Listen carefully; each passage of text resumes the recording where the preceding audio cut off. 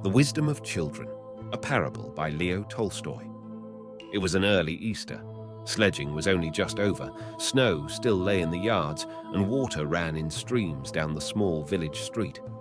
Two little girls from different houses happened to meet in a lane between two homesteads, where the dirty water after running through the farmyards had formed a large puddle.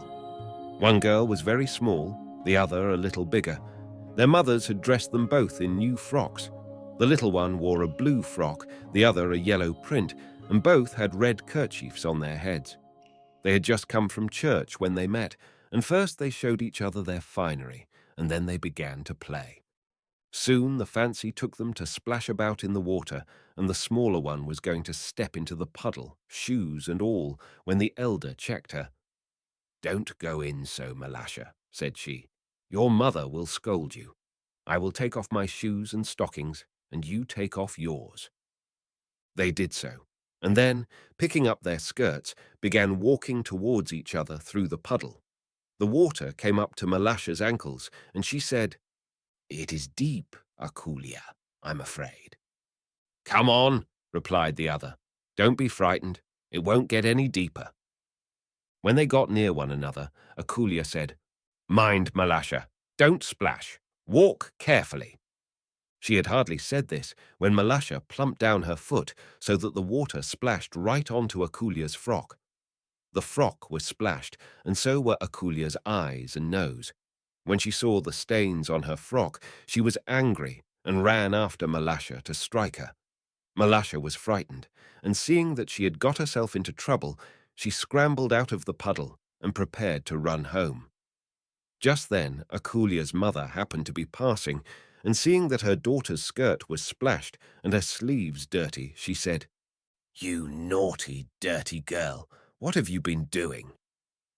"Malasha did it on purpose," replied the girl. At this, Akulia's mother seized Malasha and struck her on the back of her neck.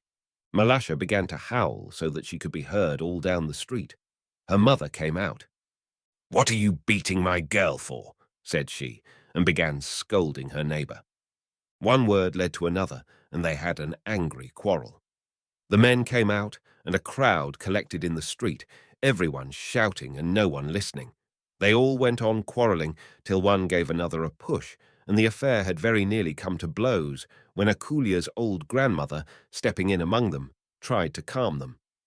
"What are you thinking of, friends? Is it right to behave so? On a day like this, too? It is a time for rejoicing, and not for such folly as this."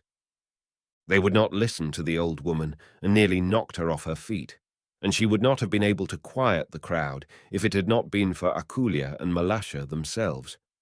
While the women were abusing each other, Akulia had wiped the mud off her frock and gone back to the puddle.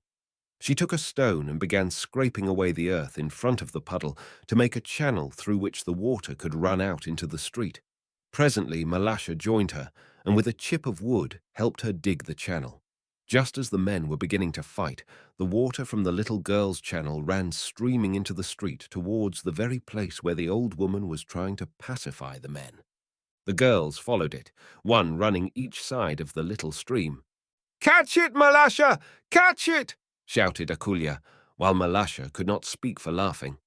Highly delighted, and watching the chip float along on their stream, the little girls ran straight into the group of men.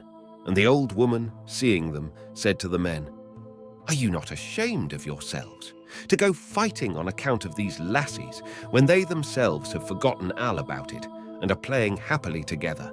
Dear little souls, they are wiser than you." The men looked at the little girls and were ashamed, and laughing at themselves, went back each to his own home. "Except ye turn and become as little children, ye shall in no wise enter into the kingdom of heaven."